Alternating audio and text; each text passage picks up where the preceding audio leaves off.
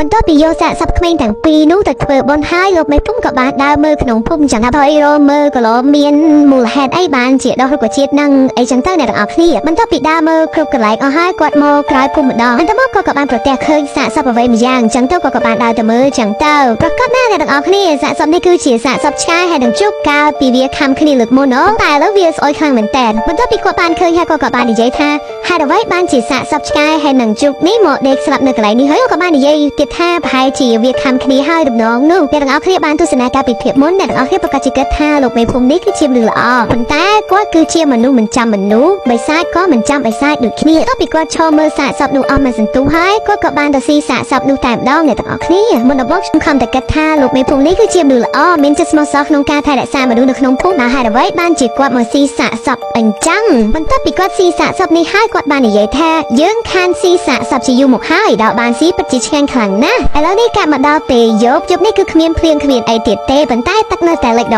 ដែលចំណែកឯទូរស័ព្ទរបស់យើងកំពុងតែគេងយ៉ាងស្កប់ស្កល់ប៉ុន្តែគេមិនបានប្រមាណស្រាប់តែឮសំឡេងមួយហៅថាស្បងស្រីបន្ទាប់ពីឮហើយទូរស័ព្ទរបស់យើងគឺមានជាការភ្ញាក់ហើយគាត់ពិតជាភ្ញាក់ផ្អើលខ្លាំងមែនទែនតែទូរស័ព្ទរបស់យើងគឺគ្មានភ្ញាក់ផ្អើលស្អីទេគឺភ្ញាក់ផ្អើលក្មេងដែលស្លាប់ព្រឹកមិញនឹងហើយប្រឡងរបស់ពួកគេក៏បានមករកទូរស្រីចឹងទៅហើយជាពួកគេនឹងចង់ប្រាប់រឿងអីមួយហើយបន្ទាប់មកទូរស័ព្ទរបស់យើងក៏បានសួរទៅកាន់វិញ្ញាណក្មេងទាំងពីរអ្នកនោះថាពួកឯងមករកយើងមានការអ្វីបន្ទាប់មកក្មេងប្រុសនោះក៏បាននិយាយទៅកាន់ទូរស្រីផងស្រីមិនបាច់ភ័យខ្លាចខ្ញុំទេខ្ញុំមិនធ្វើបាបបងស្រីទេជាមកទីនេះគ្រាន់តែចង់ប្រាប់រឿងតិចតួចទៅកាន់បងស្រីប៉ុណ្ណោះហើយបន្ទាប់មកទូរស័ព្ទរបស់យើងក៏បានសួរទៅកាន់វិញ្ញាណខ្មោចទាំងពីរថាតើពួកឯងចង់ប្រាប់រឿងអ្វីមកកាន់យើងឯងដឹងទេថាខ្មោចមកជួបមនុស្សអញ្ចឹងធ្វើឲ្យមនុស្សភ័យខ្លាចខ្លាំងណាស់បន្ទាប់មកក្មេងស្រីនោះក៏បាននិយាយថាបងដឹងទេខ្ញុំមិនមែនស្លាប់ដោយសាររុក្ខជាតិពណ៌លឿងអីនោះទេទូរស័ព្ទរបស់យើងបន្ទាប់ពីឮថាក្មេងស្រីនិយាយបែបហ្នឹងគឺនាងមានការភ្ញាក់ផ្អើលខ្លាំងមែនហើយក៏បានសួរទៅកាន់ក្មេងស្រីនោះថាបើឯងមិនស្លាប់ដោយសាររុក្ខជាតិពណ៌លឿងតើឯងស្លាប់ដោយរបៀបណាបន្ទាប់មកក្មេងស្រីក៏បាននិយាយថាគឺខ្ញុំស្លាប់ដោយសារលោកមេភូមិជាអ្នកសម្លាប់ពួកខ្ញុំបន្ទាប់ពីឮហើយទូរស័ព្ទរបស់យើងមានជាការភ្ញាក់ផ្អើលខ្លាំងមែនតែក៏បានសួរទៅកាន់ក្មេងស្រីនោះថាលោកមេភូមិ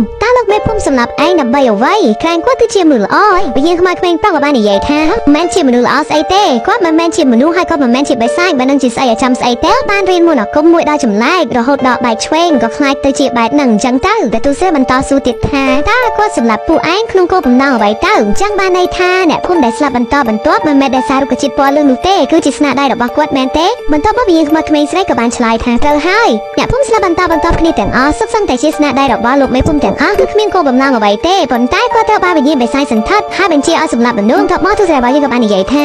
ម៉េចវិញ្ញាណបិសាចសន្ធិដ្ឋបើអញ្ចឹងនោះតើរុក្ខជាតិពណ៌លឿងនោះគឺវាដុះមកពីណាបន្ទាប់មកវិញ្ញាណក្មេងប្រុសក៏បាននិយាយទៅកាន់ទូរស័ព្ទថារុក្ខជាតិពណ៌លឿងនោះគឺជារុក្ខជាតិធម្មតាទេវាដុះចេញពីសាកសពជ្រូកនិងសាកសពឆ្កែដែលវាខំគ្នាស្ចាប់ក៏វាដុះរុក្ខជាតិពណ៌លឿងនឹងចេញមកប៉ុន្តែវាគ្មានផលប៉ះពាល់ស្អីទេបន្ទាប់មក